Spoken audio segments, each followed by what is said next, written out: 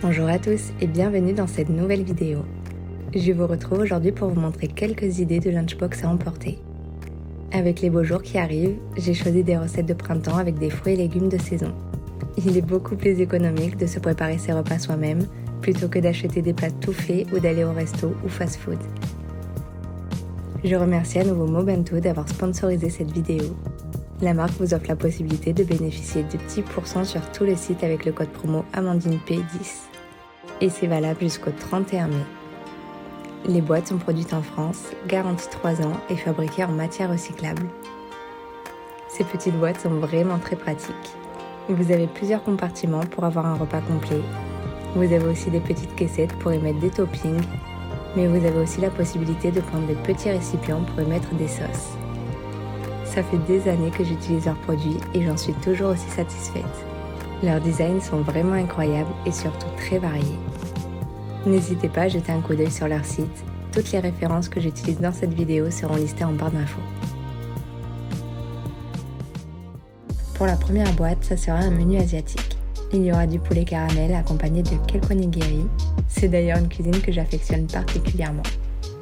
Je commence par faire les onigiri. Ça peut paraître compliqué à faire, mais en réalité c'est vraiment très simple. Je commence par préparer mon riz à la japonaise. Pour ça, je rince 300 g de riz à l'eau claire, puis je le laisse reposer une demi-heure.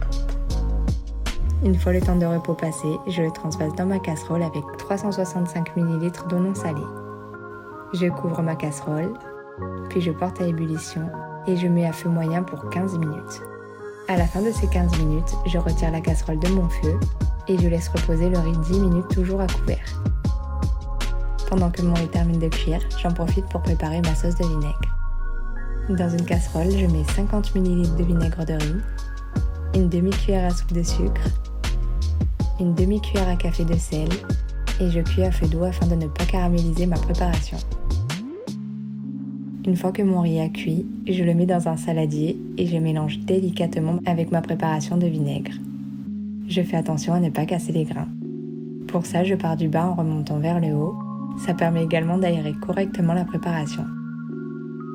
Pour la farce, j'utilise du thon émietté avec environ 6 cm de concombre que je coupe en petits dés. Vous pouvez les farcir avec ce que vous voulez et ce que vous aimez. Je sépare le thon en deux, puis dans une moitié, je place mes petits dés de concombre avec un peu de sauce soja. Et dans la deuxième moitié, je rajoute simplement une cuillère à soupe de mayonnaise avec quelques brins de ciboulette hachée. Je mélange mes préparations et j'entame la fabrication de mes onigiri. Je les fais à la main, mais vous pouvez très bien acheter des petits moules de fabrication. Pour ça, j'humidifie les mains avec de l'eau froide pour que le riz ne s'y colle pas. Je prends ensuite une poignée de riz et j'aplatis légèrement. Je rajoute ma garniture au milieu sans trop déborder sur les côtés, puis je superpose à nouveau d'une petite poignée de riz. Je commence à former une sorte de boule, puis je lui donne une forme de triangle à l'aide de mes mains. D'ailleurs, je n'hésite pas à le poser sur le plan de travail pour pouvoir faire une base bien droite. J'essaye de ne pas trop l'écraser, sinon ça fera un bloc pas du tout aéré et ça ne sera pas très agréable à manger. Je prends ensuite une feuille d'algue nori, puis je la découpe en fines bandes. Je la place en dessous de chaque onigiri. Ça sert autant de décoration que de support pour les manger. Ça évite de s'en mettre de partout. Vous pouvez ajouter quelques graines de sésame sur le dessus pour décorer. Avec la quantité de riz que je vous ai indiquée, vous pouvez en faire environ 8. Les miens sont assez gros, mais vous pouvez en faire des plus petits. Je passe ensuite à la préparation de mon poulet caramel. Il faut savoir que je fais des quantités pour en avoir autant le midi que le soir. Je commence par cuire 200 g de riz thaï. Et pendant la cuisson, je fais dorer avec un peu d'huile d'olive 210 g de filet de poulet émincé. Vous pouvez remplacer l'huile d'olive par de l'huile de sésame qui est tout aussi bon pour ce genre de recette. J'ai ajouté ensuite 50 g de miel, 60 ml de sauce soja salée ou non salée et un peu d'épices chili selon votre goût. Vous pouvez le remplacer par un peu de paprika. Une fois que le mélange devient sirupeux, je l'enlève du feu puis j'ajoute 30 g de noix de cajou. Je prépare ma boîte Mobento en plaçant sur une feuille de salade mes onigiri. Je rajoute ma sauce de soja dans mon récipient à sauce sur le côté. Et dans mon autre boîte, je mets une portion de ritaille avec mon poulet caramel. Je parsème de graines de sésame blanche, puis je rajoute quelques feuilles de persil frisé. D'ailleurs, pour ce lunch, j'ai décidé d'utiliser la MB Original graphique d'Estimi. C'est un modèle de la collection animale, je la trouve vraiment très belle avec tous ces détails sur le couvercle. Vous avez un emplacement sur la partie haute, ce qui vous permet de caler vos couverts. Pour la deuxième boîte, je fais une quiche chèvre miel accompagnée d'une petite salade et pour le dessert du fromage blanc avec du muesli. Pour faire la pâte brisée maison, je mélange dans un saladier 80 g de beurre mou avec une cuillère à café de sel, une demi-cuillère à café de poivre et une cuillère à café de basilic. J'incorpore un œuf, puis je rajoute 180 g de farine. Je pétris ma pâte sans trop la travailler pour ne pas la faire chauffer. D'ailleurs, pour faire ma quiche, j'utilise ces jolis moules en silicone. Ils sont spécialement adaptés au MB Original, vous pouvez faire des gâteaux et tout plein de recettes. Ils résistent à la chaleur pour les cuissons dans le four et vous pouvez les laver dans le lave-vaisselle. Je sépare ma pâte en deux et je la place entre deux papiers cuisson. Je forme à l'aide d'un rouleau un rectangle aplati jusqu'à faire une épaisseur d'environ 3 mm. Je place ma pâte dans le moule et bien évidemment je garde le surplus qui ira avec ma deuxième moitié de pâte. Ça me permettra de faire une quiche un peu plus grande pour ce soir. À l'aide d'une fourchette, je fais des petits trous sur le fond et je place un poids sur la pâte pour éviter qu'elle ne gonfle lors de la cuisson. Je l'enfourne ensuite 15 minutes à 180 degrés. Pendant ce temps, je prépare la garniture. Dans un saladier, je bats 3 œufs en omelette. Je rajoute 20 cl de crème de soja cuisine, une pincée de piment d'Espelette, un peu de poivre et un peu de sel.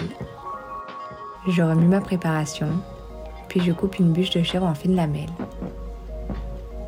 Dès que le chronomètre sonne, j'enlève le poids qui se trouve sur ma pâte, puis je renfourne pour 5 minutes de cuisson. Une fois le temps passé, je place quelques rondelles de chèvre sur le fond de ma pâte. J'arrose d'une cuillère à soupe de miel sur chaque tarte, puis je verse ma préparation aux œufs. Je rajoute à nouveau quelques tranches de fromage sur le dessus, puis j'assaisonne en mettant quelques brins de ciboulette hachée. J'enfourne mes deux quiches pour 10 minutes à 200 degrés et dès que le chronomètre sonne, je descends la température à 170 degrés pour à nouveau 20 minutes de cuisson. Je place ma quiche dans une boîte mon bento et dans l'autre boîte, je mets de la roquette.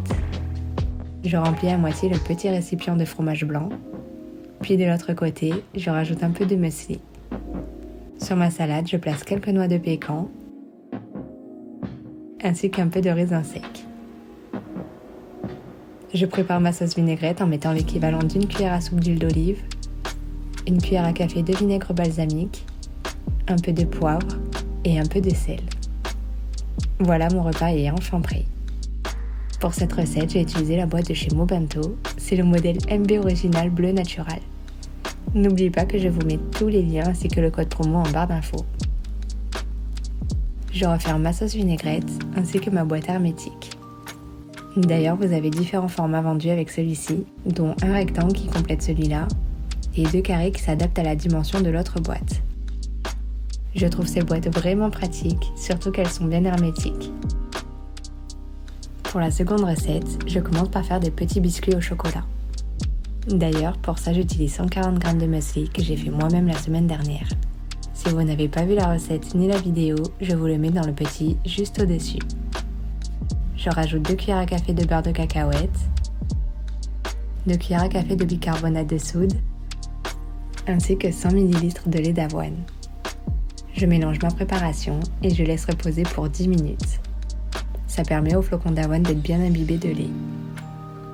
Une fois les 10 minutes passées, je fais des petites boules que je place sur une plaque recouverte de papier cuisson. Je les aplatis de telle sorte à faire un cercle, puis je les enfourne pour 15 minutes à 175 degrés chaleur tournante.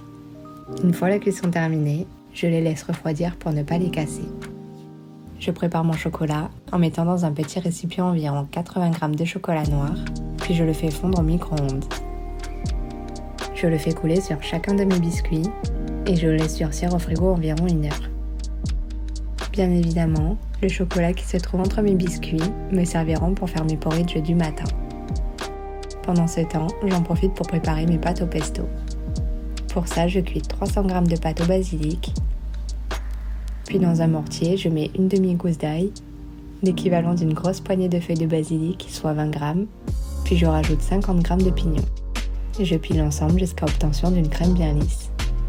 Je la place dans un saladier, puis j'y ajoute 10 cl d'huile d'olive peu à peu tout en remuant. Je rajoute mes pâtes égouttées et je mélange l'ensemble. Je sépare ma box en y mettant mes 2 petits gâteaux dans un séparateur de boîtes. Puis dans mon autre boîte, je mets une portion de pâte avec un peu de roquette sur le côté. Pour compléter, je rajoute des fines lamelles de banane. Je parsème de quelques graines de chia et je rajoute 2 lamelles de kiwi. Je saupoudre d'un peu de parmesan sur mes pâtes et voilà, mon repas est enfin prêt. J'aime beaucoup ce genre de boîte car ça m'inspire énormément pour faire ce genre de contenu. J'ai toujours tendance à essayer d'embellir mes plats pour que ça puisse donner encore plus envie de les manger. D'ailleurs, j'ai failli oublier de vous présenter ce magnifique sac isotherme. Ça permet de garder au chaud ou au froid toutes vos boîtes. Elles ont vraiment un design incroyable et sont vraiment de très bonne qualité. Elles s'adaptent parfaitement aux dimensions de votre boîte. C'est la fin de cette vidéo, j'espère qu'elle vous aura plu. En tout cas, n'hésitez pas à mettre le pouce bleu et à vous abonner pour suivre toutes mes prochaines vidéos. En attendant, je vous fais des bisous.